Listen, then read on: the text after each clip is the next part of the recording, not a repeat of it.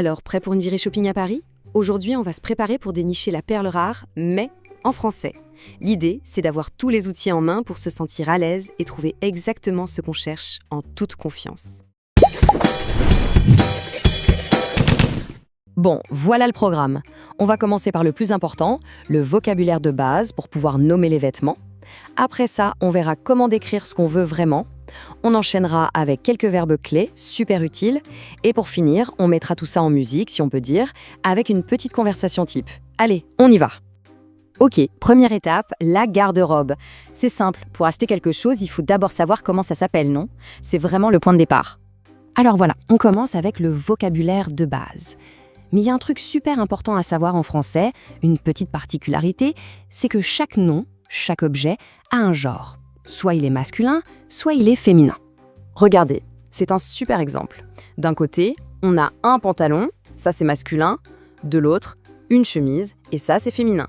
C'est vraiment important d'apprendre le mot avec son genre. Parce que, comme on va le voir, ça change tout pour la suite de la phrase, surtout avec les adjectifs.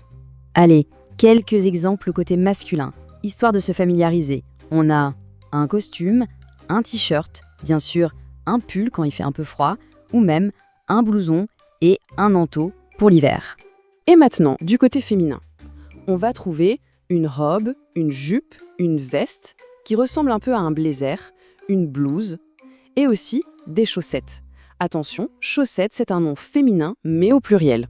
Super, on a les noms des vêtements, maintenant on passe au niveau supérieur. Comment on fait pour décrire exactement ce qu'on a en tête? La couleur, la matière, bref, la pièce parfaite.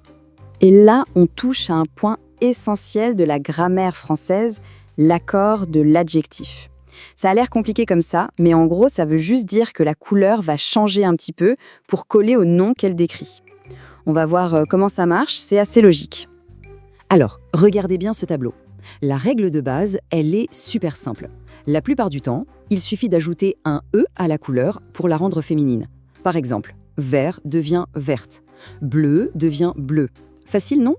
Bon, bien sûr, il y a quelques petites exceptions, comme blanc, qui lui devient blanche. Et pour que ce soit bien clair, voilà un exemple parfait. On a un pantalon qui est masculin, donc on dira un pantalon bleu. Par contre, une jupe, c'est féminin, donc là, ça devient une jupe bleue. On voit bien la petite différence? Et la bonne nouvelle dans tout ça, c'est qu'il y a des couleurs qui nous simplifient la vie. Des couleurs comme marron, orange ou rose, elles ne changent jamais. Jamais. Que le nom soit masculin ou féminin, elles restent pareilles. C'est un bon truc à retenir, ça. Et si on veut être encore plus précis, on peut aussi parler de la matière ou des motifs. C'est facile, on utilise le petit mot « en » pour la matière, par exemple un pull en laine, et le mot « à » pour les motifs, comme dans une chemise à rayures. Parfait! On sait nommer un vêtement, on sait le décrire, il ne manque plus qu'à savoir comment le demander. On passe donc à l'action avec notre troisième partie, les verbes magiques du shopping. Le premier verbe à connaître absolument, c'est le verbe « vouloir ». La forme la plus simple, la plus directe, c'est « je veux ». Je veux ce manteau noir. Mais, et ça c'est vraiment le conseil à retenir, dans un magasin, pour être poli, on va plutôt utiliser une autre forme « je voudrais ». C'est beaucoup plus doux et c'est ce que tout le monde utilise. Je voudrais ce pull bleu, s'il vous plaît. C'est la formule magique, vraiment. Deuxième verbe, super utile, pouvoir.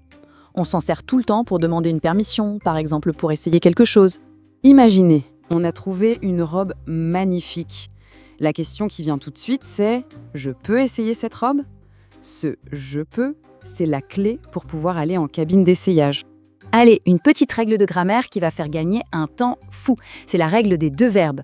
Quand on a deux verbes qui se suivent, comme dans « vouloir acheter », c'est super simple. On conjugue le premier et le deuxième, on n'y touche pas, on le laisse à l'infinitif. Donc on dit « je veux acheter », pas « je veux j'achète ». C'est une règle d'or, simple et super efficace. Bon, on arrive à la dernière partie, le grand final. On a toutes les pièces du puzzle, le vocabulaire, les descriptions, les verbes. Maintenant, on va assembler tout ça et voir ce que ça donne dans une vraie conversation de magasin. Ok, mettons-nous en situation. On est dans la boutique, on regarde un article et un vendeur ou une vendeuse s'approche gentiment. Souvent, la première question qu'on va poser, c'est sur la taille. Alors, à quoi faut-il s'attendre ? En général, il y a 2 façons très courantes de poser la question. Soit on entend « vous faites quelle taille ?», soit « quelle est votre taille ?» Les deux veulent dire exactement la même chose. C'est bien de les avoir en tête pour ne pas être surpris. Et là, on a un exemple d'échange super classique. Le vendeur demande « quelle couleur préférez-vous ?» Et la réponse est toute simple en utilisant ce qu'on a vu « je préfère le bleu ». On voit bien comment tout s'emboîte.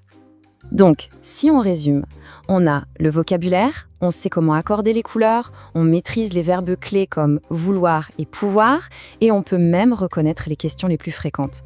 Franchement, avec ça, on a toutes les clés en main pour une session shopping sans stress. Et pour finir, une petite question pour y réfléchir. Avec tous ces nouveaux outils en poche, quel serait le tout premier article que l'on irait chercher dans une boutique en France ? Une jolie jupe bleue, un pull en laine tout doux ? L'aventure ne fait que commencer.